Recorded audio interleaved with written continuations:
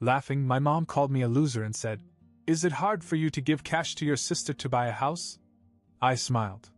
Next day I kicked sister and her husband out, and then when my mother laughed and called me a loser, I didn't react at first. I just smiled. She thought I was joking, that I was taking her words lightly, but I wasn't. The next morning at 7 a.m., I woke my sister and her husband and told them to pack their bags. For 8 months they had lived in my apartment, eating my food, using my electricity, and treating my place like a hotel they didn't have to pay for. They were both teenagers, barely adults, but they had decided to get married with no money, no jobs, and no plan. And somehow, I was the one paying the price for their decision. My apartment wasn't huge, just a 2-bedroom that I worked hard for. When my sister and her husband first asked to stay, they swore it would only be for a few weeks. They just needed time to figure things out. Weeks turned into months. Months turned into constant fighting, endless noise, and me financing their entire existence. None of it worked. Every time I brought up jobs, they had some excuse. My sister claimed she was looking for the right opportunity, and her husband, Adam, acted like working a regular job was beneath him. Meanwhile, I was the one paying for food, rent, utilities, everything. They weren't even trying to contribute. And the worst part? They didn't even appreciate it. They stayed up all night playing video games, blasting music, and yes, let's just say I heard way too much from the other room at night. I barely got any sleep. Every time I confronted them, they got defensive. "You're not supporting us," my sister would say. "We're family. Family helps each other." I was helping them. I helped them for 8 months. And what did I get in return? Disrespect, extra bills, and a headache that never went away. Then my mother came by. She hadn't visited much since they moved in. She and my stepfather had a nice house, a comfortable life, and they wanted nothing to do with my sister's mess. When she heard they needed a place to stay, she immediately shut them down. "We don't have any room," she said. Which was a lie. They had 2 extra bedrooms and plenty of money. But taking them in would have meant spending that money, and my mom didn't want to do that. So the burden fell on me.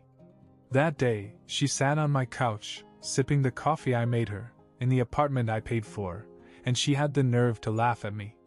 "Is it hard for you to give your sister money to buy a house?" she asked, as if I were the selfish one. At first I laughed, thinking she was joking. But she wasn't.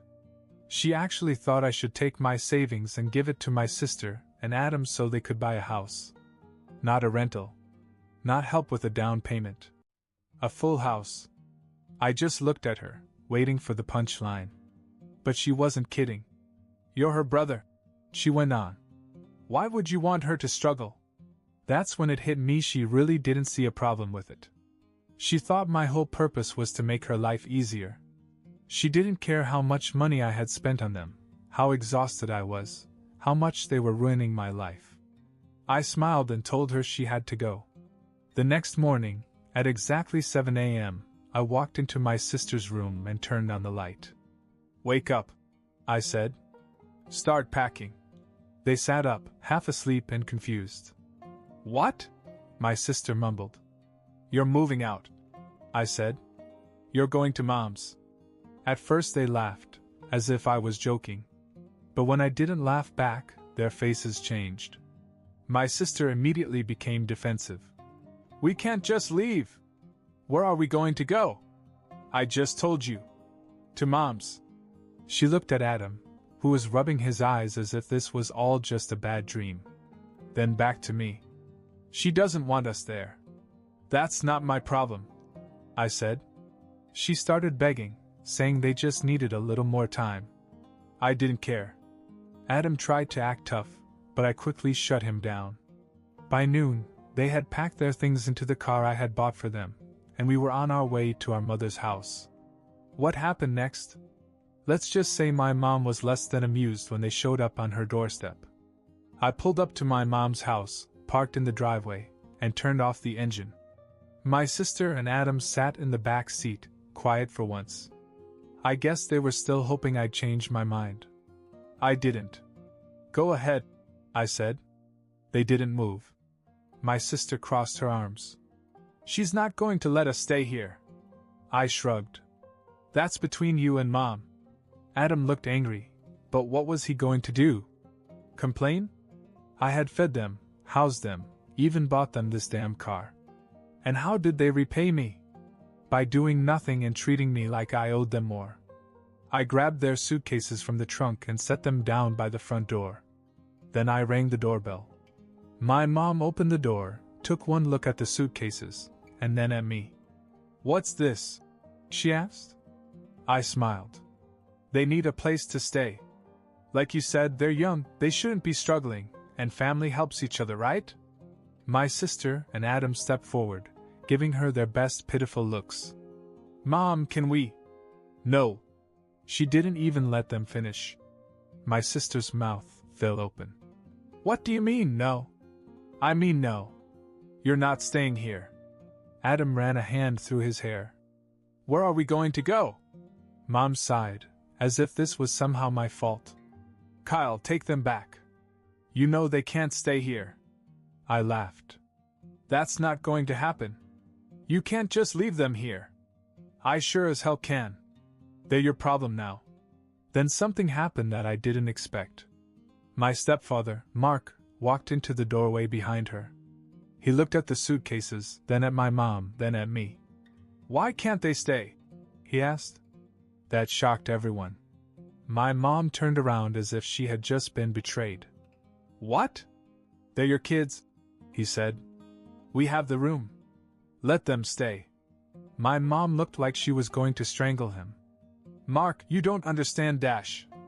"No, I do," he cut her off. "Kyle's been taking care of her for 8 months. It's our turn." I had never seen my mother so angry. She glared at me, then at my sister, then back at Mark. "They don't have jobs. They're lazy. They just sit around and do nothing." Oh, now she gets it?" I smiled. "Sounds familiar, doesn't it?" Mark turned to them. "You can stay. But on one condition, you both have to get jobs. Immediately." Adam looked uncomfortable. My sister hesitated. "Mom?" She was furious. This was turning out even better than I expected. But the real fun? That was yet to come. I could see the panic in my sister's eyes. Adam looked like he was trying to take it all in, still half expecting me to suddenly say, "Just kidding, get back in the car." But I wasn't kidding. Mark had just given them a lifeline, a place to stay on one condition. They had to get jobs. A reasonable request, considering they were both legal adults and had done nothing for 8 months. But my sister hesitated. Adam shifted uncomfortably. My mother, on the other hand, was furious. She grabbed Mark's arm and pulled him aside, whispering something I couldn't hear, her face contorted in frustration. Mark listened, arms crossed, nodding slowly. Then he said something back, too low for me to catch. I didn't need to hear it. I could guess. My mother had spent months telling me she didn't have room for them, that she and Mark couldn't afford to take them in. But suddenly, when I refused to be their babysitter anymore, Mark thought it was perfectly reasonable to let them stay. Oh, my mom hated that. I leaned against the car and waited. She could whisper and argue all she wanted, it wasn't my problem anymore. She finally turned around. "You can't just dump her like this, Kyle." "Actually," I said, "I can." She clenched her jaw. "They're your responsibility." I shrugged. "They're your kids." My sister cut in. "So we can stay?" Mark nodded. "As long as you both get jobs." Adam looked like someone had just threatened him with manual labor. "Like right now?" Mark didn't even blink. By the end of the week, my sister and Adam exchanged glances. I could already see the excuses forming. But what choice did they have? My mom clearly wasn't going to fight Mark on this, not without making a scene. "All right," I said. "Good luck with that." I got back in the car, feeling lighter than I had in months. My mom yelled at me as I pulled out of the driveway, But I didn't care. For the first time in almost a year, I was free. Or so I thought. I had just settled into bed when my phone buzzed. I ignored it. Then it buzzed again. And again. I groaned and finally answered it. What? My sister's voice came through, shaky and angry. Mom kicked us out. I blinked. What? She waited for you to leave. As soon as you were gone, she turned to Mark and said, "This isn't happening," and told us to get out. I sat up. Mark agreed to let you stay. Yeah, but Mom didn't. They started fighting, it got bad, and now we're all out. I rubbed my temples. We? Mark too. I pulled the phone away for a second and stared at it. Wait. Mark's out? Yep. He told Mom she was being ridiculous, so she told him to leave, too. This was getting better by the second. Let me get this straight. I said. Mom kicked you all out? Yes. She snapped. We're sitting outside the house right now. We have nowhere to go. I had to see this. I grabbed my keys and headed back over. This wasn't over yet. When I pulled up to my mom's house, I could hear the screaming from inside. My sister and Adam were standing on the lawn, arms crossed, watching the house like it was a live reality show. They didn't even acknowledge me when I got out of the car. They just kept staring at the windows where my mom and Mark were making out. I walked up to them. How long has this been going on? My sister didn't look away. Since you left. I could hear my mom's voice, sharp and angry. I told you, they don't live here. They will never live here. Mark's voice was deeper but firm. You're being unreasonable. They have nowhere else to go. My mother laughed, but not in a funny way. And whose fault is that? Kyle's the idiot who kicked them out. I rolled my eyes. Of course, she was still trying to pin it on me. Then Mark said something I wasn't expecting. You just don't want them here because you don't want to spend your money on them. Silence. Even my sister looked surprised. Then my mom exploded. Are you serious? Mark didn't back down. Tell me I'm wrong. Of course you're wrong. Then why is it okay for Kyle to take care of her, but not you? I grinned. Good question, Mark. My mom didn't answer right away. Instead, I heard footsteps rushing toward the front door. My sister and Adam immediately took a step back. The door swung open so hard it hit the wall. My mom stood there, her face flushed, breathing heavily, and her eyes immediately landed on me. You, she snapped, pointing. This is your fault. I crossed my arms. How exactly? You turned Mark against me. I looked over at Mark, who had just stepped out behind her, looking exhausted. I didn't say a word to him. Mark sighed. Janet, they need help. My mother spun around. Then help them. Mark rubbed his temples. That's literally what I was trying to do before you lost your mind and kicked us all out. That shut her up. For a second. Then something even weirder happened. Mark turned to me. Can I stay with you for a couple of days? I almost laughed. What? She kicked me out too. I'm not going to beg to stay in my own house. I need a place to think. I was speechless. My stepfather, the guy who usually supported my mom no matter what, was standing there asking me for a place to stay. And my mom? She lost it. You're choosing him over me? Mark looked at her, deadly serious. I'm choosing reason. Then she did something so crazy that even I wasn't prepared for it. She turned around, stormed back inside, and came out dragging a suitcase. Fine, she snapped. Then I'm leaving. We all just stared. You're leaving? I repeated.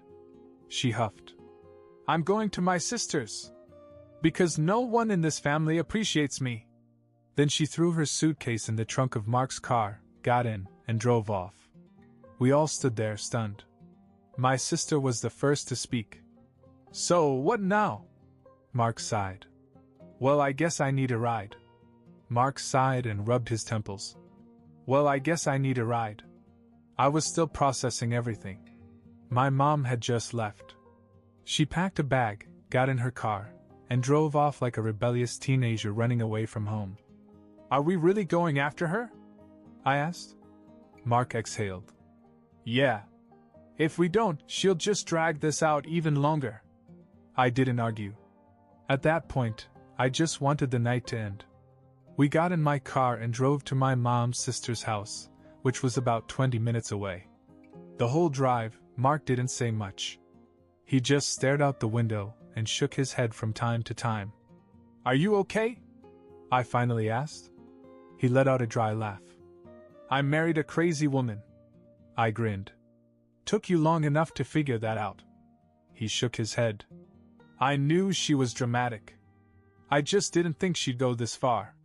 We pulled up to my aunt's house, and sure enough, my mom's car was parked in the driveway.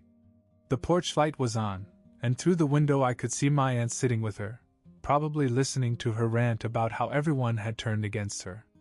Mark sighed and got out. "Stay here." I leaned back in my seat. "Gladly." I watched through the window as Mark sat across from my mother. She waved her hands around, talking fast, but he just listened, nodding occasionally. Then he said something.